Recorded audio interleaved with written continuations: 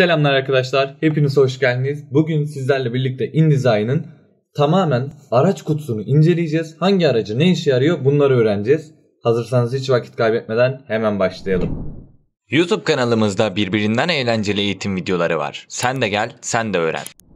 Arkadaşlar öncelikle şu an masaüstümü görüyorsunuz. Hemen InDesign şeklinde aratma yaparak uygulamaya giriş yapıyoruz. Bu arada uygulama 2021 sürümünü kullanıyorum. Nasıl indirilir, nasıl kullanılır vesaire bunları zaten anlattım. Birkaç tane de çalışma yapmıştım kendimce. Bilgilerimi de pekiştirdim. Hazırım. Hazırsanız başlayalım. Öncelikle sol taraftan yeni bir belge oluşturuyoruz. Şimdi burada biz bir A4 sayfasında çalışma yapacağız. A4 sayfasını yatay ya da dikey çalışabiliriz. Biz dikeyde çalışacağız. Kaç sayfa olacak? 5 sayfa olacak. Oluştur dedim. Anlatmaya başlayalım. Öncelikle karşınıza bu şekilde bir ekran çıkıyor. Burada herhangi bir şekilde korkmayın. Bu ekranda kullanacağımız birçok araç olacak. Bu araçlardan en sol taraftan başlayacağım anlatmaya ve sizler de anlaya yavaş yavaş öğreneceksiniz. Şimdi bunlar dışında bir de panelleri anlatacağım. Sağ tarafta bulunan. Sizi daha fazla oyalamayalım. Hemen başlayalım. Arkadaşlar ilk başta bir objemiz, bir cismimiz ya da bir fotoğrafımız olduğunda bunun içine aktarabiliriz. Bunun için buradaki dikdörtgen çerçeve aracını kullanacağız. Bakın bu şekilde istediğim gibi mouse'un sol tıkına basılı tutarak istediğim gibi bir çizgi çiziyorum. Daha sonra çizgi çizildikten sonra CTRL ve D tuşuna aynı anda basarak içine istediğim görseli aktarabiliyorum. Sağ tıklayıp sığdırma ve çerçeveye orantılı doldur dediğimde bu şekilde aktarabiliyorum içine. Şöyle yaptığımda gördüğünüz gibi bu kayıyor. Bu aslında içindeki resmi oynatıyor. Şimdi abi sen böyle pat diye giriş yaptın, ben anlayamadım. Sen ne yapıyorsun, ben hiçbir şey anlamadım falan diyebilirsiniz arkadaşlar ama endişeleneceğiniz, korkacağınız herhangi bir durum yok. Çünkü daha hiçbir şeye böyle tam anlamıyla başlamadık. Yeni başlıyoruz. Sizlere ufak ufak tanıtmaya çalışıyorum. Hadi bakalım. Şimdi öncelikle sol tarafta seçim aracımız var. Bu objelerimizi seçmeye yarıyor arkadaşlar. Onun bir altında doğrudan seçim aracımız var. O da mesela bir dikdörtgen yaptık diyelim. Bu dikdörtgenin sadece bir köşesini seçmemize ve o köşeyle ilgili değişiklikler yapmamıza yarıyor. Bunları mecazen üzerinden geçiyorum. Sonra örnekli ve uygulamalı olarak anlatacağım. Onun bir altındaki araca çok fazla bakmayın. Onun da altındakine bakmayın. Text aracımız var. Bizim en çok kullanacağımız araçlardan biri yazı aracı. Böyle tek tıkla çalışmıyor. Şu şekilde bir alan açarak çalıştırabilirsiniz. Bura mesela başlık alanı. Buradan da metnimizi yazıyoruz. Bununla işimiz bittiğinde tekrar bir text açıyoruz arkadaşlar. Onu da mesela uzun yazılar için kullanacağımız yer olsun. Bu şekilde gördüğünüz gibi. Abi içi nasıl doldu, ben anlamadım, orayı nasıl yaptın? Arkadaşım sakin ol.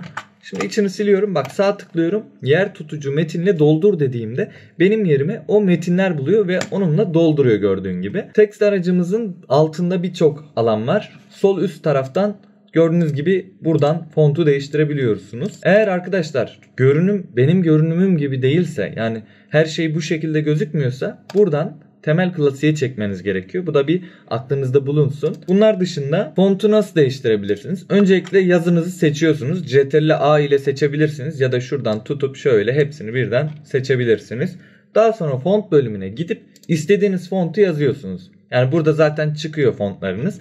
Mesela ben diyelim ki Grand Hotel kullanacağım font olarak. Bakın gördüğünüz gibi Grand Hotel'i burada direkt seçti. Sonra diyelim ki bu yazının büyüklüğünü artıracağız. Bakın burada text, yani yazının büyüklüğü olan bir kısım var. Yazı büyüklüğünün diğer adı da punto arkadaşlar. Bakın bu şekilde artırabiliyorsunuz. Bunlar dışında text arası var. Yani metinlerin alt alta geliyor ya, bakın mesela şurayla şu satırla bu satır arasındaki boşluk var ya, orayı da değiştirebiliyorsunuz. Nasıl? Hepsini seçtiniz. Burada gördüğünüz gibi şu şekilde burayı artırırsanız bu metin arası diye geçiyor galiba. Bu şekilde aralarındaki mesafeyi de açabiliyorsunuz arkadaşlar. Uzun bir yazı elde edebilirsiniz böylelikle. Bunlar dışında text aracında şuradaki özellikleri çok kullanabilirsiniz. Diyelim ki öncelikle bir güzel bir fonta geçelim şöyle. Her font güzeldir, yanlış anlamayın. Şimdi diyeceğiz ki arkadaşlar ben buradaki her şeyin büyük harf olmasını istiyorum. Ne yapacaksınız? CTRL A yapıp hepsini büyük seçeceksiniz. Daha sonra biri büyük biri küçük olsun dediğinizde, yani baş harfleri büyük olsun dediğinizde gördüğünüz gibi bunu seçeceksiniz. Üstü çizili, altı çizili, burayı kurcalayarak da öğrenebilirsiniz arkadaşlar. Şimdilik çok fazla girmiyorum o kadar detaya ama isterseniz daha da detaylısını çekeriz. Ondan sonra bunların bakın mesela şu kelimenin harf arasını açmak istiyorum. Yani şöyle dursun istiyorum, görüyor musunuz? Bunun için boşluk bırakmak yerine şöyle bir şey yapabilirsiniz. Metni seçtiniz. Daha sonra üst tarafta bulunan bakın V, A yazıyor. Yani harf arası demek.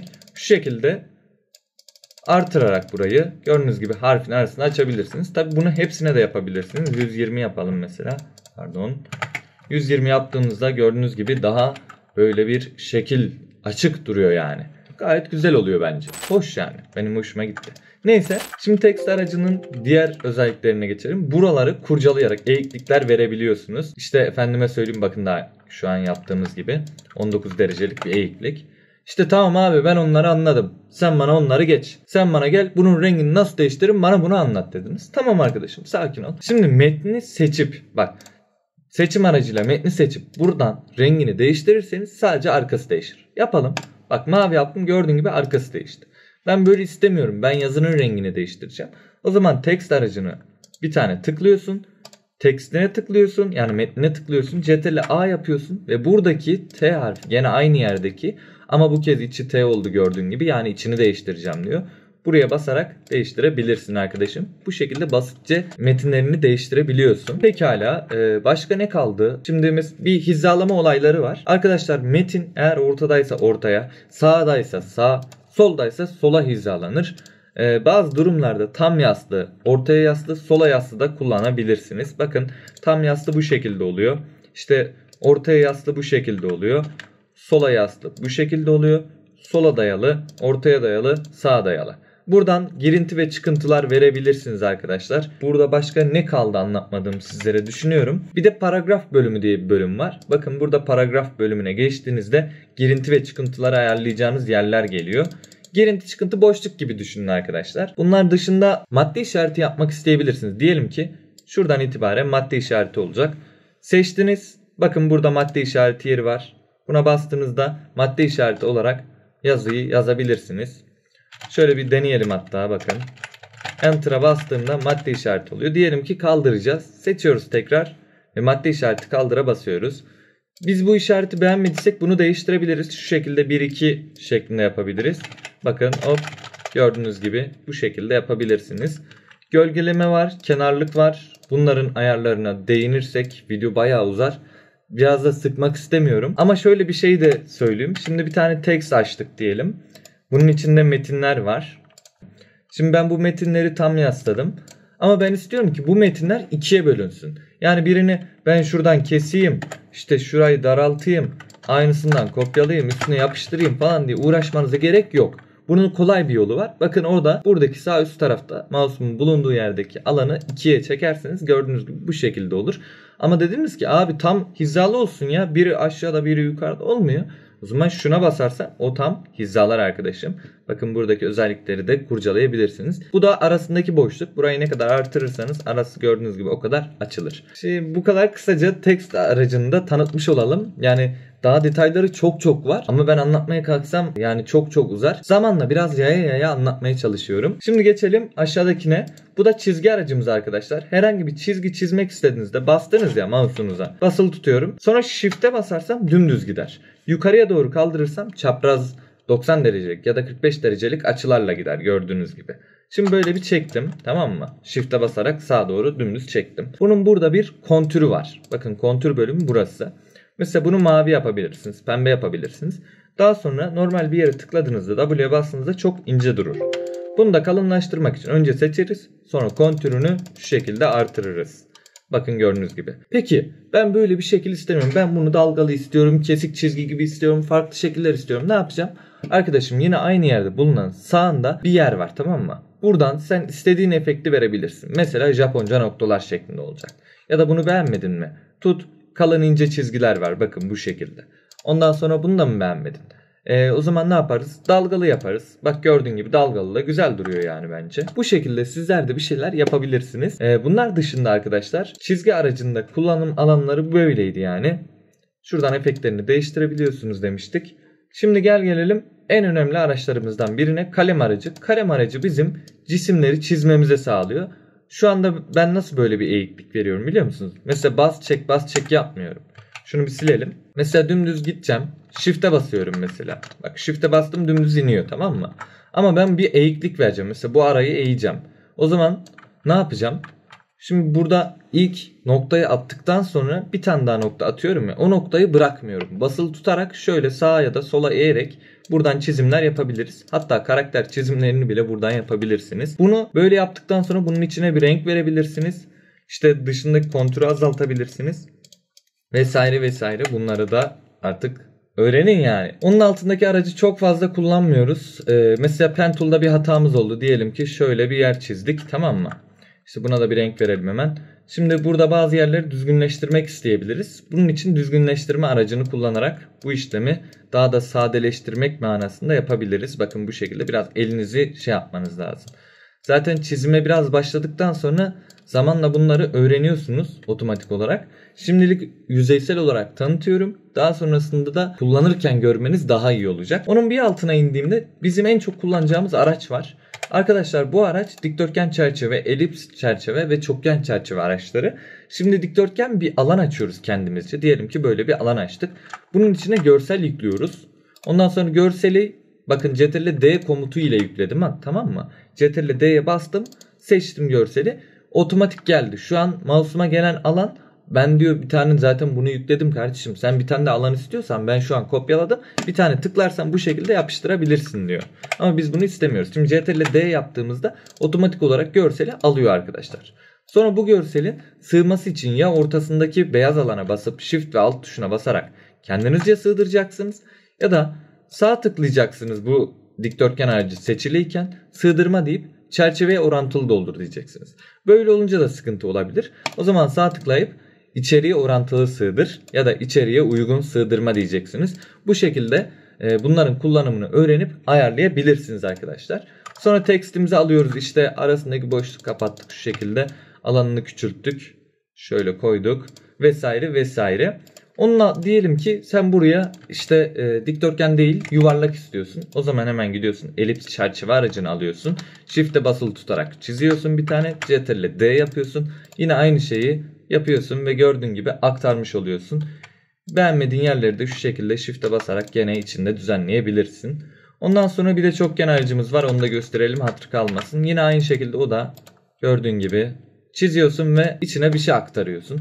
Bu şekilde kullanım alanları var bunların da. Bunlar dışında arkadaşlar aşağıda bizim dikdörtgen, elips ve çokgen çizebileceğimiz alan var. Mesela bir alanın altına dikdörtgen çizdik. Üstüne de yazı yazacağız. Önce dikdörtgenimizi seçtik. Daha sonra buradan rengini verdik. Daha sonra aldık yazımızı. Yazımızın rengini de beyaz yapalım. Hemen beyaz yaptım yazımın rengini. Daha sonra gördüğünüz gibi yazı gözükmüyor çünkü dikdörtgen üstte. Böyle durumlarda da yazı seçiliyken sağ tıklayıp yerleştir bölümüne gitmeniz gerekiyor. Yerleştire geldikten sonra en öne getir diyerek yazı üstte kalacak şekilde ayarlayabilirsiniz arkadaşlar. Bunlar sadece basit ve ufak detaylar. Mesela bir başlık alanı olduğunda insanlar genelde bu şekilde yapıyor. Nasıl yani? Şöyle arkadaşım, mesela başlık yazacağım, tamam mı? Başlık, bunun puntosunu işte 100 verdik. Çok oldu. 50 verelim o zaman.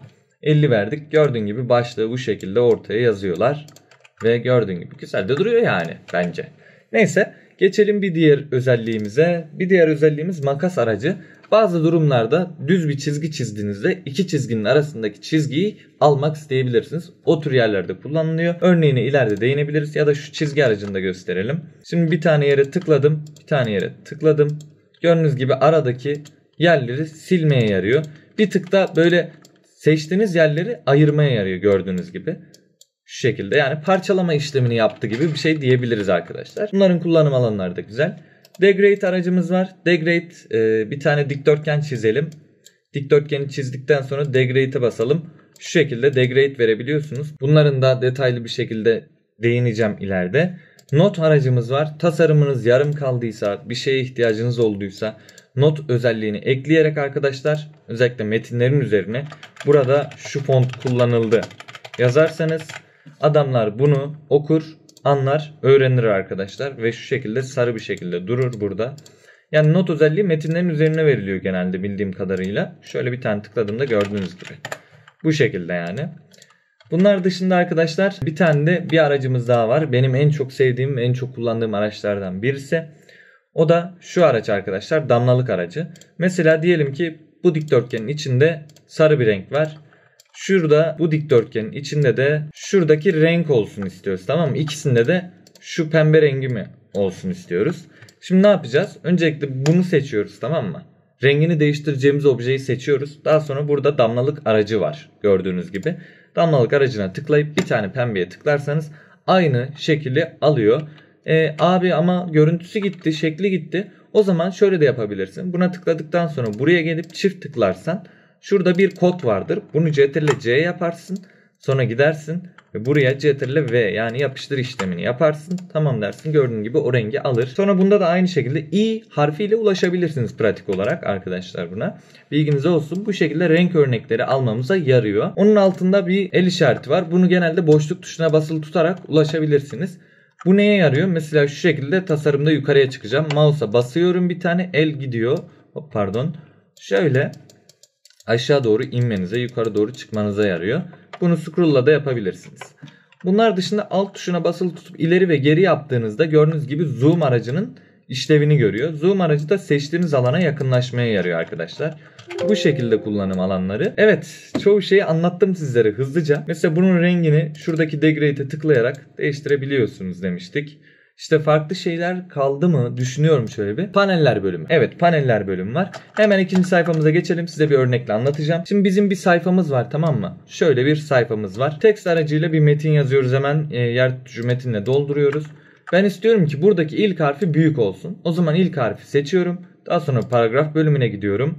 Ve burada şuradaki işaret var ya, bakın. Şuna bastığımda gördüğünüz gibi bu şekilde büyüyor arkadaşlar. O gazetelerde olan bazı gazetelerde böyle şeyler vardır. Bunları büyütebilirsiniz. Tabi burada devreye ne giriyor biliyor musunuz? Mesela şöyle bir dikdörtgen çerçeve aracı çekelim ve bu alana bir resim aktaralım.